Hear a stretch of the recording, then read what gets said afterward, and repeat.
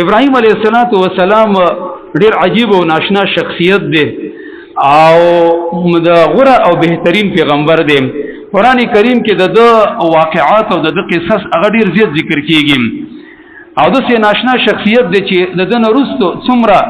امتونه څومره قومونه راغلي دا ټول خپل امام خپل مشر هغه غني تر دې پورې چې يهود او نصارا متزان منسوبين او دا اندوان چې دی نو دی ته ابراهام وي او ابراهام ته ویل کېږي اب رحیم معنی ده یعنی مشفق او مهربان پلار.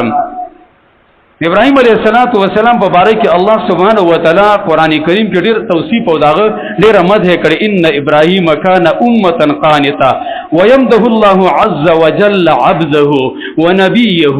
ورسوله وخليله وكان امام الحنفاء ووالد الانبياء هغه انسان چې هغه د حنفاء او د موحدینو مشر دی. دې زمانه کې خلک کله یو عالم په باره کې وي بابای موحدین دا تعبیر خطا دی. دا یو عالم په باره کې مویا هغه انسان هغه شخصیت چې هغه د موحدینو اولنې مشر دی ناغه ابراهيم عليه السلام دی امام الحنفاء ووالد الانبیاء. ناشنا خبره ده یو مشرک پلار پر خودلیو الله سبحانه و تعالی د پرېدا غیرت کړیو.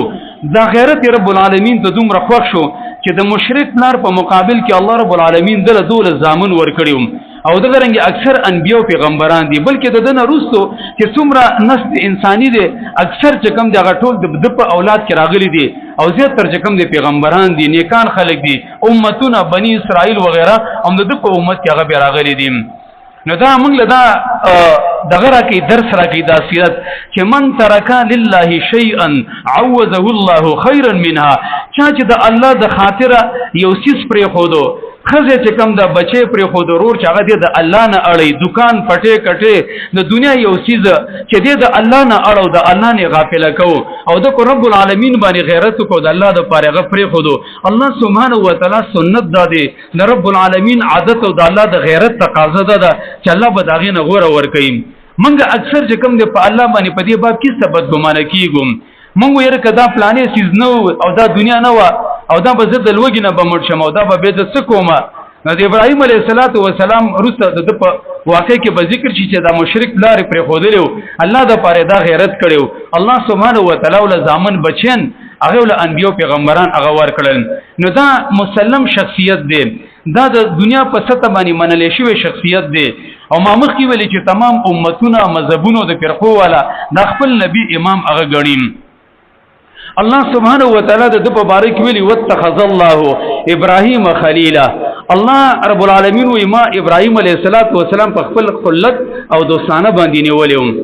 او دا ډیر اوچت منقبت او ډیر غټ اعزاز دی او لوی شرف دی چې په انسانانو کې او دا رنګ په بشر کې الله رب العالمین دی یو انسان په بارک دی یو بشر په بارک دا اعلان وکړي چې دا پلانې زما دوست او ما په اوچت دوستانه باندې نیولې دي. د دې وجنه اهل علم ویلي دي چې په تمام مراتب د انسانیت کې د ټولو نه غټه مرتبه ده آدم او د دې وجه ده الله سبحانه و تعالی ته ډیر زیات محبوب د توحید په ډیر زیات کاملو زړه د الله د مینه محبت نه ډیر زیات ډکوم. دا زړه رب العالمین د ځان د لپاره جوړ کړی دی. زمونږ استاد زړونه ولې پریشانې هغه وجه ده چې په دې کې ډیره دنیا چې کم دغه بساو کړی ده تصویران دی او دغه رنګ د دنیا علایشونه او د دنیا خواهشات او شهوتونه دي. نو دغه د وجه نه بزړه باندې ایسه چې کم د ټینشن او پریشانی راځي. دا خبره من قسمن کو چې ته د زړه د مخلوق تعلق چې کم دی هو باسه هغه تعلق چې هغه قرآن او حدیث واغې پابندي لګولې به د زړه ته دا پریشانی نه راځي. نبی صلی الله علیه وسلم فرمایلی دی وانه لا یغان علی قلبی فاستغفر الله 100 مره. کله ناکله زما په زړه باندې ساډوبې راشي به د الله رب العالمین استغفار او بخنه غواړم. زما عزتمند اغان دې ته ویل کېږي چې یو سړی ته وجه نه معلومه او سي دازړي خپي کله وای کنه لکه دازړه مې چا بالکل په دې موټي کې سم نیولې دی وجه مت نه معلومه څه سبب هم نه اسی دازړه خپي. نو ابراهيم عليه السلام زړه د الله سبحانه و تعالی د محبت نه ډکوم. اهل علم ویل دي محدثین او د اهل سیر والا چې په انسانانو کې اچام د الله رب العالمین سره دومره مینا محبت نه دی کړي سیوا د محمد رسول الله صلی الله علیه وسلم نه څومره چې ابراهیم علیه السلام محبت کړي. دا دوه شخصیتونه دا دوه هستیانه ابراهیم خلیل الرحمن او دغه رنګ محمد رسول الله صلی الله علیه وسلم دی په انسانانو کې د الله سره د ټولو نه زیات مینه محبت کړی دی او زړه د الله د محبت نه ډیر ډکو دغه وجه ده چې د خلت مقام او مرتبه په انسانیت کې په عام انسانیت کې خلاصه کې په پیغمبرانو کې په انبیانو کې دې دوړو ته ملاو شوی ده نبی صلی الله علیه وسلم فرمایي چې چرته ما په انسانانو کې د ځان لپاره سو خلیل نیولې لتخص ابابکر خلیل ما به ابوبکر د ځان لپاره خلیل نیولې وي ولیکن دومره ده چې د خلت تعلق زما صرف د رب العالمین سره دی او په بندگانو کې دا جایز نه وي د انسان سره چې سره خلیل ونیسي نو الله سبحانه و تعالی دې دواړو ته دا خلت په دې وجه باندې ورکړو د دې نه دا معلومیږي چې د الله سره د یو بنده سره چې د الله محبت پیدا کیږي هغه د الله په ونس باندې او د الله سبحانه و تعالی په تعلق باندې ابراهيم عليه السلام د الله سبحانه و تعالی د دین لپاره ډیره زیاته مجاهده کړې ده او ډیر کوششونه کړي اسلام په ذهن کې چې د مینې محبت او د تعلق کم چیز راځي د انسان په ژوندۍ کې چې د محبت کم چیزونه وي اگر ټول ابراهيم عليه السلام د الله رب العالمین د لپاره د دین او د حق د لپاره قربان کړي دي خزه پر خودلې د مور او پلار پر خودلې دي بچي پر خودلې خپل وطن علاقه حکومت او دغه رنګ ملک د دې هیڅ خبرې پروا نه ده کړې دې خبرې ته وګوره چې ابراهيم عليه السلام پلار چې د نمرود دغه آزر د نمرود ابن کوش دغه یو وزیروم ځکه ابراهيم عليه السلام چې په کومه زمانه کې راغلی په هغه زمانه کې د نمرود حکومت او بادشاہي و او نمرود چې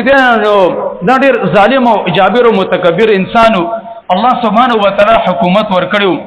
په د حکومت او د بادشاہي سره چې کوم دی مروت او سړیتوب پکې نو او دغه رنګ بد اخلاق انسان متکبر اهل علم ویلي چې په دنیا باندې څلورو انسانانو په ټوله دنیا باندې حکومت او بادشاہي کړې ده سیرت نه دا خبره معلومیږي دوا پاغي کې کافران دي یو نمرود دی او بل بخت نصر دی چې دا د بنی اسرائیل په دور کې راغلیو د جالوتیانو نو او دو مسلمانان دي چې یو ذوالقرنین دی چې قران کریم کې بده تعبیر ذکر دی وخت اسکندر اعظم ملي کېږي چې دا یو ولی او صالح سره او بل سليمان عليه السلام په ټوله دنیا باندې حکومت او بادشاہي کړي مشهور پیغمبر دی او موږ تاسو داغه حالت اکثر معلوم دي نو ابراهيم عليه السلام چې په کومه زمانہ کې رانه په دې دور کې د نمرود حکومت او بادشاہي په ټوله دنیا باندې و او وجب او اتفاقی خبره دا و چې د ابراهيم عليه السلام پلار چې د آزر دا مشرک او بت پرستو او په خپل مشرک خلاصه کې بوتان به جوړول او باقي خلکو باندې به خرڅول او دا د نمرود د ډېر قریبي او د نږدې مرګرو نو او داغه د وزراو نو داغه د مشیرانو نو بلکې دا لاسه کې داغه چې کم د مذهبي پیر او مرشد و مقصد زما د خبرې دا دی چې ابراهيم عليه السلام په مذهبي او سیاسي کورنۍ کې پیدا شوم که ابراهيم عليه السلام غوښتل نو هغه ته په زمانه کې د نمرود په حکومت کې ډیره ناشنا عہده ملاویدله او دغه رنګ مذهبي تعلق په وجه باندې کوم د حکومت دغه ډیر خیال ساتو او دغه د پلار به ډیر رعایت کوم زمونږ په دې زمانه کې تاسو وګورئ چې یو پلار چې کوم دی هغه چرته سیاسي سړی وي حکومت کې چې کوم دی ځان یو دغه تر رسولي زوی چې کله راشي هم بس هغه څوکۍ چې کوم دی ته میلاو شي زمونږ د استادو په دې زمانه کې د مذهبي او دغه رنګي دا مسلکی وراثت د سیګرټیدل لکه د سیندبلو نوکری چې پلار یې لاړ شي زوی سره شي الکه پلار بل ور چې کوم دی مړ شي مزوی چې کوم دی هغه په کرسي او په منبر باندې ناسي او د جمعې تقریر کوي او د حدیثونو انکار کوي او یا چې کوم دی نور قسم خبرې کوي تاسو وګورئ زموږ په معاشره کې په دې باب کې څومره لاوبالي توب دی یو سره به د یو فرقې مشر به دی یو سیاسي او د مذهبي چې هغه کله لاړ شي چې زوی په غزه باندې ولګيږي نه پکې اهلیت ته ګوري نه صلاحیت ته ګوري چې لکه دا چرته چې کوم دی په قران او په حدیث باندې پويږي ته نه پويږي دا چرته په د قران په ترجمه او په تفسیر باندې د حدیث په معان باندې او د رنګ دین فقاهت په دین کې لري کني لري خو بس خلک کې سبب څه د شروع پسیم نو د ابراهيم عليه السلام د دې واقعنا موږ دا معلومیږي چې ګوردا یاد ساته چې چرته پلار او د رنګ حکومت او معاشره خپلوان دا دې په غلطه باندې داغي خیال بم نه ساتي د اخلاق او د رنګ د ادب په چوکاټ کې حق به د چا د پاره نه پرېږدم نو ابراهيم عليه السلام د خپل پلان سره مقابله را لاله او د رنګ د حکومت سره مقابله را لاله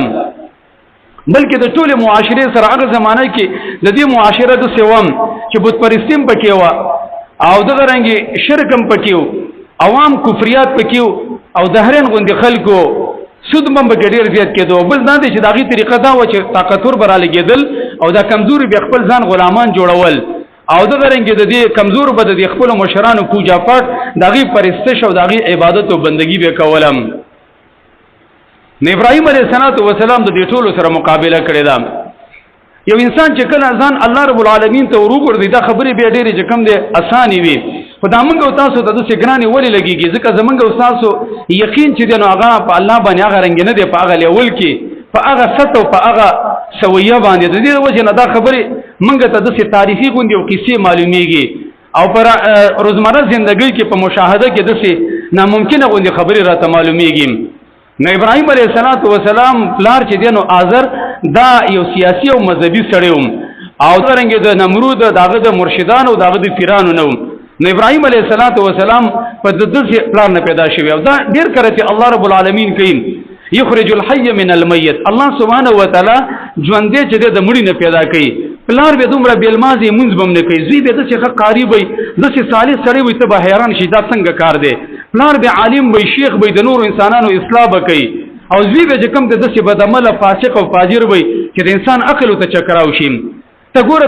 د آزر چې د ابراهيم عليه السلام پلار د چې اصل د خپل بیبي سره ملاویدو هم بستری کوله، دغه د اسکارم نو ورتل، دغه د شرعي طریقم نو ورتل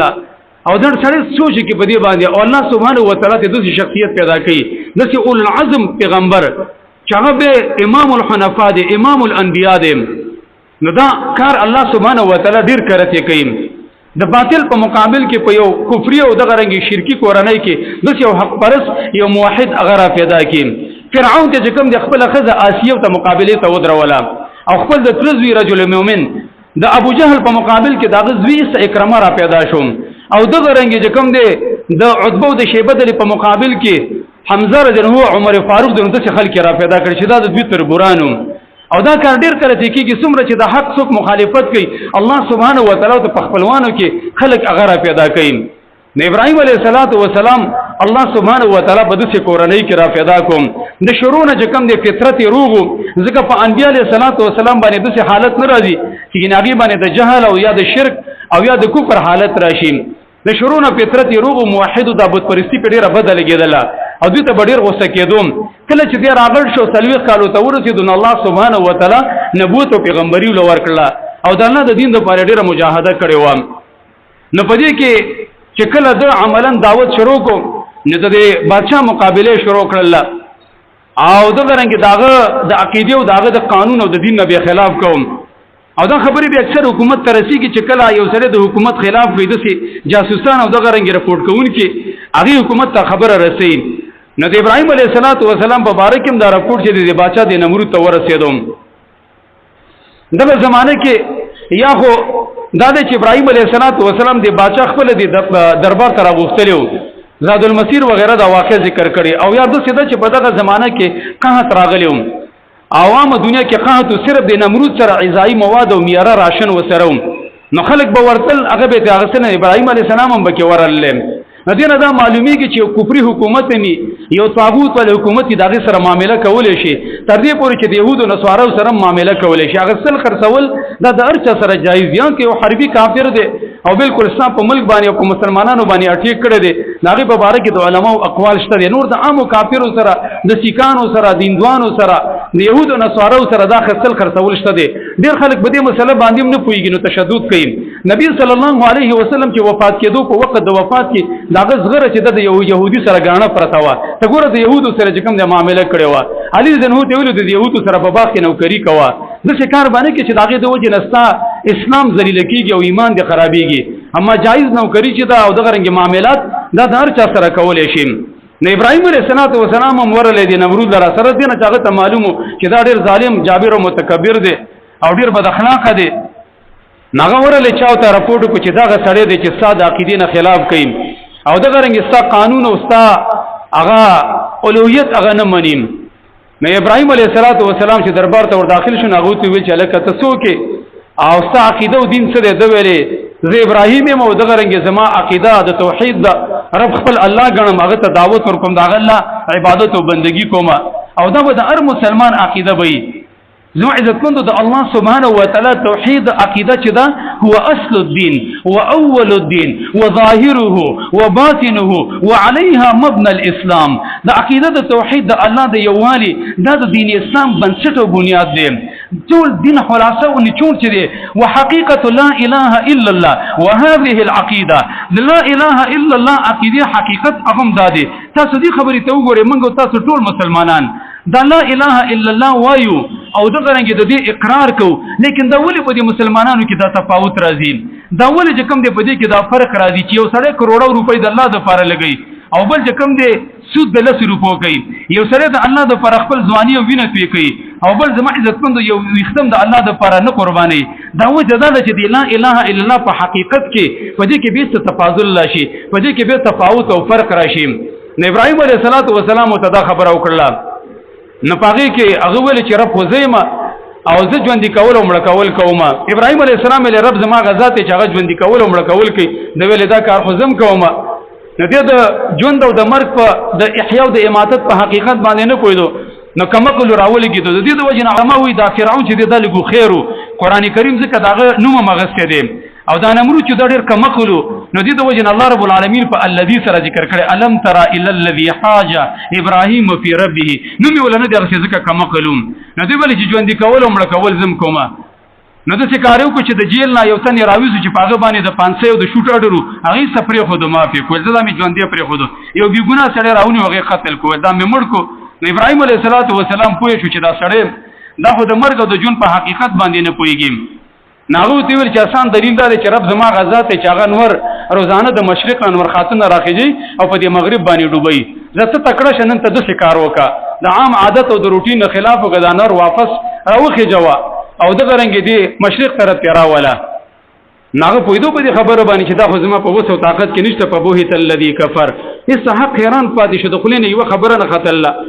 قران وی مطلب بالکل حیران او چپ پاتې شو دغه د زور او طاقتوم او دا کار ډیر کرتی کیږي. یو سړی اسی چالاکی کوي خو چې کله دلایل میدان تراشي نو به دومره زور او طاقت یې نه نو دا باچا په دغه ځکه و شرمېدو خو لیکن په دې ول دومره غوسه ورنل الله په دې باندې دومره فقار کرانلې څومره چې په دې بل خبره باندې را لغه دا دي چې ابراهيم عليه السلام دې بت پرستی نه منع کول دا بت پرستی دا شرک بالکواکب دا پر زمانه کې ډیر زیات شوی دی. د دې ستورونه چې کم د تاثیر غنل او د دې سیارات او دغه رنګ د سیارو د دې گردش او د دې خپل قسمت او تقدیر معلومول. نو ابراهيم عليه السلام په زمانه کې د بت پرستی ډیر زیات و. د سیرت والا اهل سیر لیکلي چې په دغه زمانه کې د دوی د قوم 2 بوتانو 72 الہو چې هغه دوی خپل خدایان ګڼل خپل الہ او دغه عبادت او بندگی به کوله. خو دوی چې د بوتان جوړ کړي و نه د په 2 شکلونو باندې جوړ کړي یو د ستورو په شکلونو باندې او دوی په دې کې تاثیر به غنو دا به ویل چې په دې کې زمنګ د لپاره تاثیر دی یعنی اثر کوي په موږ باندې زمنګ صحت او بیماری زمنګ خفګان او خوشحالي بچی را کول په کاروبار کې په لین دین کې برکت اچول دا د دې ستورو په وجه باندې کېږي. ا دې وجنه نبی صلی الله علیه وسلم موږ تاسو او عام امت د دین راول چې د ستورو تاثیر بګورې نه غنیم او په دې باندې عقیده باندې جوړوي. زید ابن خالد الجهني رضی الله عنه مشهور صحابي دی هغه وی صلى بنا رسول الله صلى الله عليه وسلم صلاة الصبح بالحديبية وكانت على إثر سماء من تلك الليلة. والنبي صلى الله عليه وسلم منتدى حديبي بمقاباني رسول حديبي بمقاباني پسار کے دسار منزو کو جمع را کرلا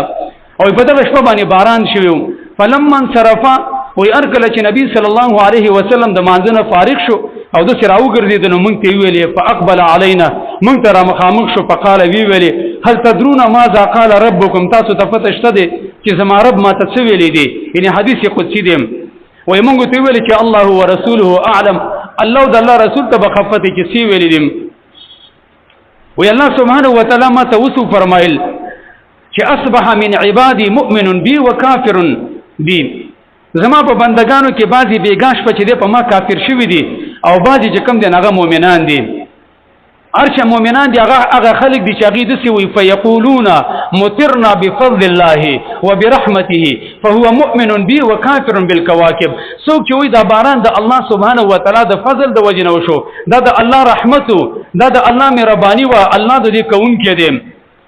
نو دا په ما باندې ایمان لرون کې دا مؤمن دی او دغه رنګ هغه څوک چې هغه ستورو ته نسبت کوي په ستورو نه انکار کوي چې دا باران ستوري نشي کولی نو دې په ستورو باندې کفر وکړو او دغه د ایمان مطلوب دی و اما من قال مطرنا بنوع كذا وكذا او څوک چې دا خبره کوي چې دا د پلانې سیارې د وجنه داغه د گردش او داغه د حرکت د وجنه نو فذلک کافر بی ومؤمن بالکواکب دا سره چې په ما باندې کافر دی په ستورو باندې ایمان لري زما عزت مند د دینه دا خبره معلومیږي چې دا شرک او دا کفر او بت پرستیم دا یوازې چې کم دی دا صرف دغه انډیا کې چې داخل کې کوي په دغه هندستان کې او په دغه انډیا کې چې غرام رام کوي او غسور دغه مورتینو ته او دغه رنګ غ شکلونو ته او غ بوتانو ته په سجدو باندې پراته دي یوازې دغه نه بلکې دا د اعتقاد او د عقیدې سره تعلق ساتي که یو سړی د مخلوق په باره کې د تاثیر او اثر وګڼي چې دا مالا چې کوم دی زما د نفع او د ضرر اختیار لري دې کې تاثیر او اثر شته دی زما عزتمندو دام ګورې کفر دی دې وجنه نبی صلی الله علیه وسلم ذکر د دینه منع کړی دا مقصد دا دی چې یو سړی په مخلوق کې هغه تاثیر وګڼي کوم چې تاثیر د رب العالمین لپاره ثابت کې او د الله حق دی د الله یو حق هغه مخلوق ته ورکی د تعویذ او د کنجه کې په باره کې د بند او د غرنګ د کپڑے په باره کې د عقیده وساتین مزیدار غاړي بوالي زما عزتمند د ایسه پاغيب څخه تورا کپڑا چې کم دی یا به کې تعویذ به کې اویزان دی کې منګه د سیم لري قسم په الله چې تاسفرمري سوي د دوه درې کارته هغه ته چې کم دی سپې کو چپړې ویزان دی کړه دا څنګه عقیده ده لیکن څه شی دې څه کمال دی کې او ډیر کرتی وزي یریګه موزات د تعویذ چولې نو دې کې څه کمال دی وی دېږي کنه دا ته څنګه مؤمن چې ته په دې کپڑا باندې یقین ساتې نبی صلی الله علیه وسلم ذکر دینه منع کړی زما عزت مند په اخبار کې لیکلي او یہ هفته کیسا रहेगा ابي وی کې سا قسمت چې کم د دې پلانې بور سره مقامل شو حدیث سره سمونو خړو بیا به دې اپټ ډیره مېدا خبرې کم دي په اسلام کې هدي وجه زما عزت مند د خپل ایمان غم او فکر کوي د څنګه چې یو سره چې کم د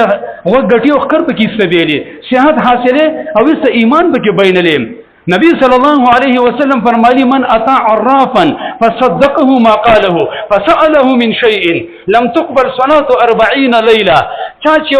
عراف ته یو کاهن ته یو ترویتی ته راتګو کو یو جوګی ته چالکا صابراتون کې حالت بدید سین نو وې د سلوي خو د مون قبليږي ځکه د شرک او خو رااله او د مشرک عبادت او بندګي نه قبليږي ومن اقتبس شعبه من النجوم ومن اقتبس بابا من علم النجوم فقد اقتبس شعبة من السحر چا چې د علم نجوم او د فلکیات یو علم حاصل کوم او د غرنګي د فارغبانه اغرنګي یقین ولرو په دې ستورو کې د څه پیدا وګڼله لغیر ما ذکر الله عز وجل فی القرآن غیر د هغه نه چې الله رب العالمین په قران کریم کې ذکر کړی دا الله سبحانه و تعالی په قران کریم کې د ستورو درې پیدې ذکر کړي یو دا دی چې دا د اسمان د پر ډول او خایس دی داغي زینت او داغي مضبوطیه ده او په دې باندې شیطانان وشتل کېږي او په دې باندې لارې معلومیږي په تیارو کې او دغه رنګ په ساراونو سمندرونو کې د دې دریونه علاوه که چا د یو ستوري په باره کې د عقیده وساتله چې دن سره د زما قسمت د سکیږي او زما د تقدیر ستاره او سیاره په گردش کې ده او یم په دې لارو باندې ناس چې غتوتینې کې نولي او زما عزتمند لري پاپیو سره یو څه چرو باسه او دا په یقین وکیم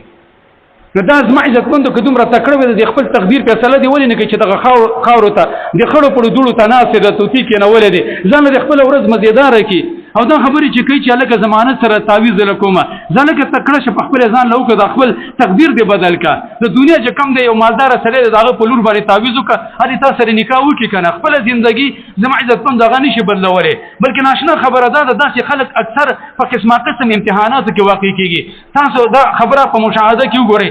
چې دا تعویذونه کنجه کې کولې او زما عزتمند دا کوډه منتر په دې یقینو والله ژوندۍ به ډیره د پریشانو وي او د افغانونو وي کور کې به پریشانی وي خپل هم دې پریشان وي ډیر داسې خلک شته چې هغه سره تعویذ نه پیژني تاسو دې ګوندانو کې وګورئ ژوندۍ څنګه خروانه ده څومره مزیدار کاروبار دی دیو جن زما عزتمند ایمان مضبوط کړي رب العالمین باندې جو ایمان ولري لوګه تندا نار نوره صحت غریبی مالداری عزت ذلت قسم په الله رب العالمین په لاس کې دی د الله په واک او په اختیار باندې دی رب العالمین ته ځان ورغورځوي کل میت فی ید الغسال لکه په شان د لمبون کې هغه مړ چې لمبون کې ولا غسل ورکی دغه ته اختیار نه د کرنګ دی الله ته ځان ورغورځوي مړ بشي کنه په دې تعویذ به ته بچي تاسو بګینې ژوندۍ ملاوي شي لکه ډاکټران انجینران او سنځانان او مالدار خلک پری او د کرنګ صالحین او نیکان او علما ما تاسو به کې مرو د دې وجنه زما عزتمند دا ډیره مهمه خبره ده د ابراهیم علیه السلام د واقعنا موږ ته خبره معلومیږي چې په دې خبرو باندې یقین مکوئ یقین مضبوط کړئ الله سبحانه و تعالی باندې چې یقین مضبوط رااله زندګۍ په خوان باندې وپوي شي او دویم در چې هغه د کم بوتان جوړ کړو ناغه د صالحینو نیکانو په شکل باندې لکه دا عام د بت پرستو طریقه دا څوک چې د مزارونو لذي څوک چې دا بت پرستی کوي د شکلونو تعظیم کوي زما عزتمند دا په دې وجه باندې کوي د څنګه چې د دې کاني تعظیم او دغه عبادت او بندگی کوي دا د دې په دې ذهن کې او د دې په دې اعتقاد او عقیده کې چرته یو شخصیتي یو صالح او دغه رنګ بزرګ او نیک سړی وي د دې وي موږ کده د مورتی د دې کاني عبادت او بندگی وکړو نه هغه صالح دغه بزرګ تری روح راضي هغه به دې کې خلول کوي او دا موږ له کوم د خیر او برکت راکړي او کومه عبادت او بندګیونو کو د شپې را باندې کټ اړي د خبرې ته زما عزتمند شیطان هغه خیرته کار کړي او په دې باندې ول ایمان او عقیده هغه جوړ کړي نه ابراهيم عليه السلام هغه راولېګدو او د دوی د بوتان چې کوم دي ستاسو نس کړم سیرت نه معلومیږي او د قران نن د خبره معلومیږي چې د دې یو میلوه او عرس مناوه غي ته بهر وتلم او ابراهيم عليه السلام ولدا دمکیم ور کړی و چې تاسو به د دینه چرته خوځيږئ که بنه خوځيږئ ناغي چې کله لاړل خوراکونه ته کې خودلو تبرک د پاره ډیراول کېدو بسیس یو لغه بوتان تاسو نس کړل هغه له پته بر باندې مات رامات کړل د دې نه دا معلومیږي چې ابراهيم عليه السلام چې دا بت شکن دی د بت پرستی چې کوم د سخرت کړی دی او د ګرنګ داغي مقابله کړی دا علما د دې په فائدہ کې دام ذکر کوي چې په یو اجره کې په یو دکان کې دی یو شخصیت دی یو سیاسي او د مذهبي هغه تصویر د ځان سره ساتلی یا په موبایل کې زما عزتمند دم بده کې راځي دا خبره زمونږ په دې معاشره کې ډېرې زیاتې شوې دي د وجنه دا موږ ته سیناشنا خبرې ښکارا کیږي او موږ یې ګناه نه ګڼو زما عزتمند د دې نه ځان ساتي دا بت پرستی او دا تصویران په جب کې هغه ګرځول په خپل ډیره کې هغه اویزان د کول او دغه رنګ دغه چې کم دی هغه دغه پورټریټ شو کول صحیح حدیث معلومیږي په کوم ځای کې چې دا تصویران ورته ملائکه ناراضي زمونږ اوساسو د معاشرینه د دې لارو کوڅونه د ملائکه تخدیدلې دي څومره به برکتی ده څومره معاصی او ګناونه دي څومره خفګان او پریشانی ده نه ابراهيم عليه السلام له غبوتان ما تر امت صرف یو لپاره خودو بیچران المدوی ول چې دا کار چا کړی دی نو مخکې نه هوته پته و چې دا ابراهيم عليه السلام دا خبرو ته معلومه شوی ناغه چراو ته ول د مشنه تاسو کوي دی ول ته خفته چې دا خبرې کولې شي نه د ځان خو زیدل شي ناغه ول وک مکلانو د چې عبادت او بندگی کوي چې هغه نه د ځان خو زیدل شي نه حرکت کولې شي او د رنګ نه تر رسیدل شي نه ستاد نه په د ضرر مالک او نقصان در کولې شي نه څنګه عبادت او بندگی کوي دا زما عزتمند د مشرکانو صفاحت او کمقلتوبي ته ګوره ژوندې انسان یو بزرګ هغه وفات چې هغه په خپل لاس باندې دفن کی کفن دفن ولور کی جنازه پیو کی مانونه خاورې پر واچي بیا دغه د قبر نه یریږي او دغه تعظیم کوي عمر فاروق زنه دا خبره کړې دوی موږ څه ناشنا خلکوم و یو ځل په سفر باندې وتلم وای ما ځان سره د کجورو چې کم دی یو څنګه کجوري می واغسته دغه نه می بوت جوړ کړم وای بیا په سفر چې بکله وګه شو ملګ لګ به می ته خوړو لاس می ته خوړو خپل می ته خوړلې و وای موږ د څه چې کم د ساده خلکو چې په خپل لاس هم کم شي دغه کړو هغه به خوړو او موږ به د عبادت او بندگی کوله زما عزتمند د مشرک به عقل نه د مړی نه یریږي د کنجه کې نه د کپړې نه د تیاری نه ټول ژوندۍ بس اوهامو کې او د غرنګ په تیارو کې او کویره کې تیریږي ناغي و چې دا خدا کار نشي کولای ابراهيم عليه السلام راونیو نو دې نمرود په دې باندې ډیر خار ورله مخکنه متغوسو نو ټول معاشره په راجه مشواله کې ولدا سړی د علاج کو خود څه نه وجنو چې ګنې په تور باندې یا په چاړو په نيزه باندې په آسان مرګ نه وجنو الکه په اور باندې سيزو دا په اور باندې سيزل پکار دي نو بس یو غټ دغل کې وکاندې ته وکنه سلام ډیر خشا کې پکې راجه مکو په میشت باندې به چې کله ور غرزاونه چلو لنه ورته نو شیطان رااله هغه ته طریقه وخدله هغه ول دې چې پټال کې کینو دی کول ور کې بس هغه کې به کټ کې وروا به چوي نو په دې طریقه باندې ورته ورو غرزاوم په دغه وخت کې جبرائیل لاغله هغه ویل ماته کته سہاجت او ضرورت ویل نه تاسو مې نشته میکائیل لاله د اسمانونو پرشتہ لاله کوم ذات د پاره چې ورځيګم هغه زما په حال باندې خبر ده زما عزتمند داسې ناشنا توحید ته ګوره چې د اسباب په درجه کې بهم اسباب نه استعمالول څومره چې د انسان توحید او ایمان کاملېږي هغه عمر په الله باندې اعتماد سی واقعيږي او عمر الله رب العالمین به مدد کوي د قران باندې موږ ایمان راوړې دا خبره موږ په دې قران کې ویلي د شولله کما او ته چې په دې زمانه کې دا په دې ویډیو کې وکتل په دې موبایل کې خلک یو واقع ګوري کنه یو ویډیو د شولله ځکه موږ ته قران دا خبره ذکر کړي او د کار شوی دی نو کله چې دې ورته ورواچو الله سبحانه و تعالی ویل دا ور خو زما په اختیار کې دی قلنا یا نار کونی بردا وسلاما علی ابراهیم خبردار هي ور چې ابراهیم علیه السلام ته ضرر ونه کې زما عزتمند زین دا معلومی کہ اللہ تو ذات ہے جو اسباب کے موافق بھی کرتا ہے، اسباب کے خلاف بھی کرتا ہے، اسباب کے برزد بھی کرتا ہے. اللہ سبحانہ و تعالی دا اسباب موافق انکار کی، دا اسباب و خلاف هم کی. کل له قانتون قرآن کریم کې دقه معنا ده. الله وی ارش زما په کنټرول کې دی، هیڅ شی سنشي کوله تر څو چې الله مشیت نه او بچ دي نو ډوبول نشي کوله تر څو چې د الله امر نه. لکه بنی اسرائیل به کې بچ نکړل، الله سبحانه و تعالی به